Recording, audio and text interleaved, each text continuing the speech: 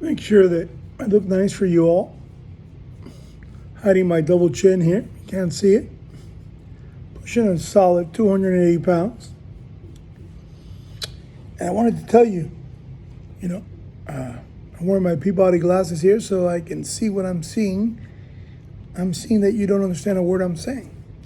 What are we supposed to do as a Republican Party when half of us have sold their souls to the swamp?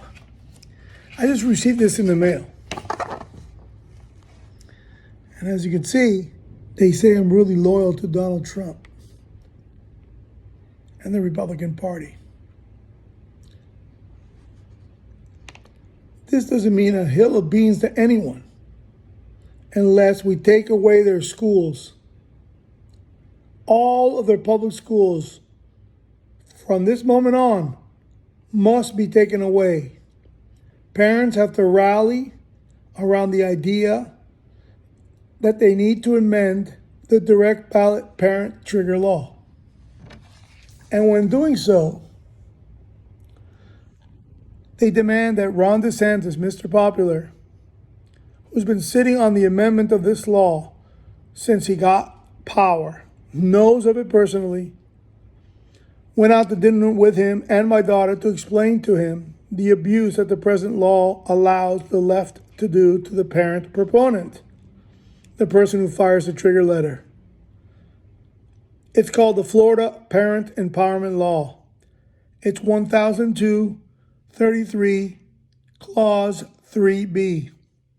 Unfortunately, it's called conversion to charter law, alias also known as the parent trigger law.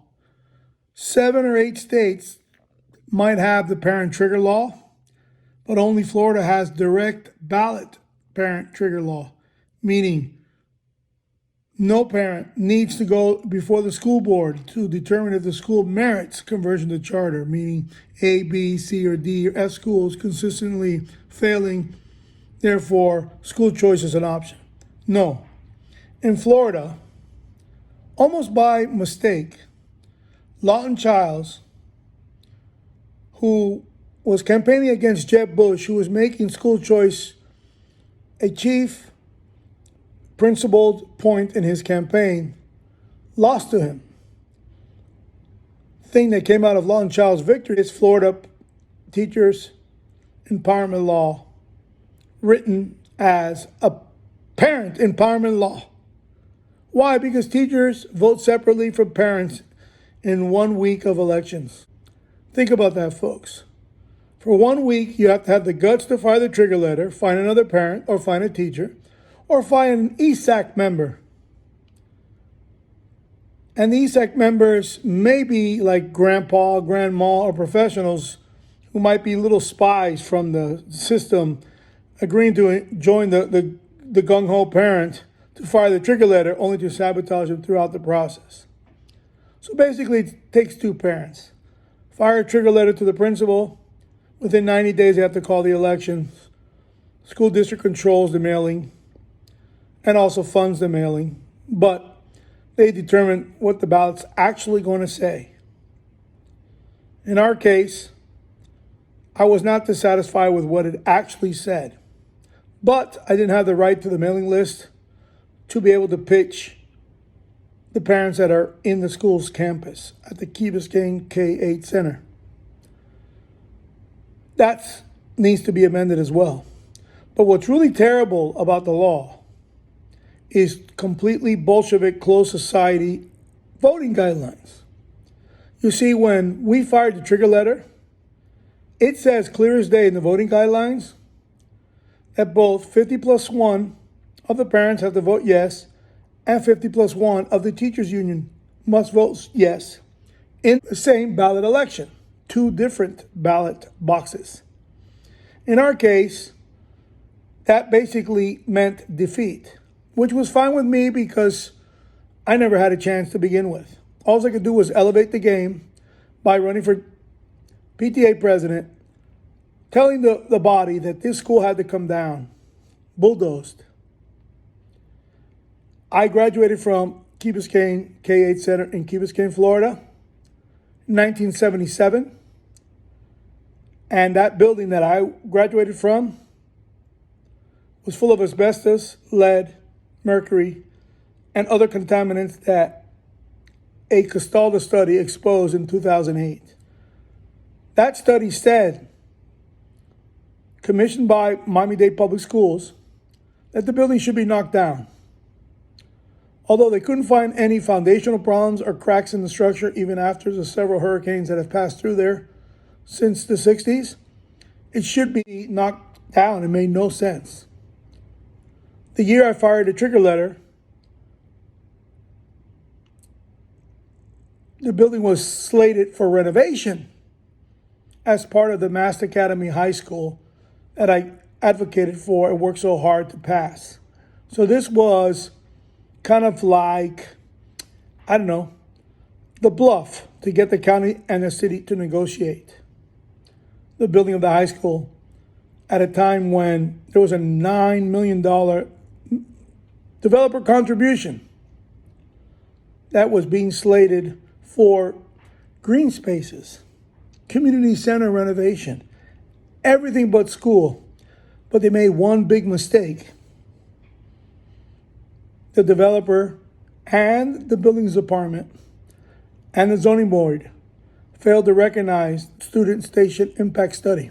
Kind of hard to pronounce. Student station impact study mandated by the state of Florida by Florida statute. I knew this. So in my mind, I was going to appeal a site plan, then run for PTA president, and then go to court with a video that you can see on YouTube under Money Trail for Master Academy. And you can see it play out. It worked beautifully. Mass was built. Some people say, well, it wasn't built with a $9 million. Yeah and no.